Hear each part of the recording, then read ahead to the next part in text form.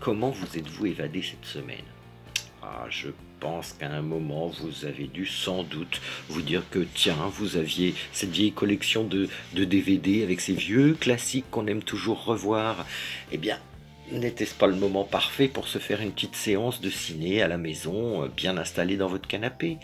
Et si vous avez ressorti des vieux classiques, vous avez peut-être chez vous, par exemple, le DVD de Cyrano de Bergerac avec Depardieu. Mais quel rapport avec les visites guidées et avec la Bourgogne? Mais faites-moi confiance, il y a un lien, il y a même beaucoup de liens.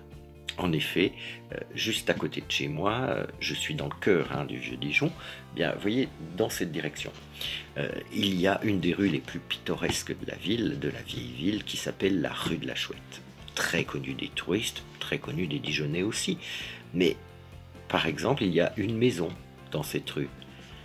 Et cette maison, vous êtes déjà passé devant, si vous êtes passé rue de la Chouette. Mais est-ce que vous saviez qu'elle a servi pour le tournage du Cyrano de Bergerac? Et la maison d'à côté, l'hôtel de Vaugué, même chose. Et la maison d'en face, et toute la rue, en réalité, a été choisie parce que c'est un de ces sites en France où, à l'époque, à la fin des années 80, quand on cherchait à créer un décor pour un film en costume, eh bien, on avait le moins d'éléments anachroniques de notre modernité actuelle à cacher, à dissimuler pour pouvoir obtenir un décor crédible pour une histoire qui se passe en 1640. On a donc la maison Millière avec ses magnifiques pans de bois sculptés qui correspondent tout à fait aux échoppes devant lesquelles aurait pu passer le véritable Cyrano de Bergerac à Paris vers 1640.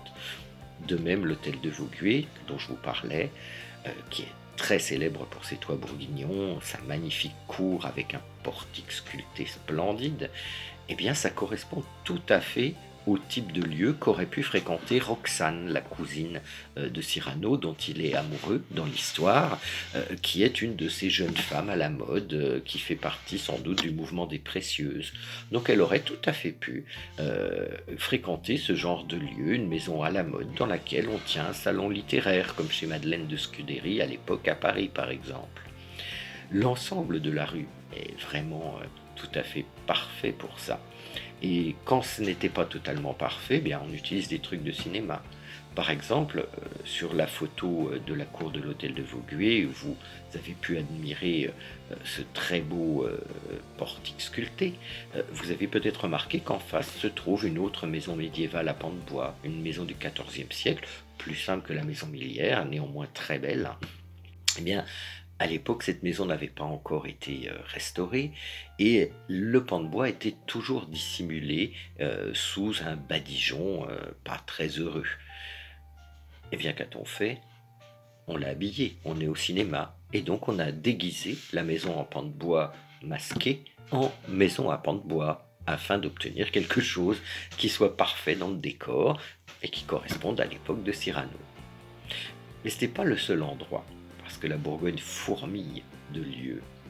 Et la fin du film, que je ne vous raconterai pas, si vous ne le connaissez pas, et puis ça vous donnera l'occasion d'aller la revoir, s'est déroulé également en Bourgogne. En tout cas, le tournage s'est déroulé en Bourgogne, puisque c'est dans les jardins de la magnifique abbaye de Fontenay, à côté de Montbard, qu'on a tourné la très belle scène de fin de ce film magnifique que je vous conseille de revoir si vous voulez voyager un petit peu pendant votre confinement. Voyager par le cinéma, voyager sans bouger de chez vous et voyager en Bourgogne grâce à votre guide.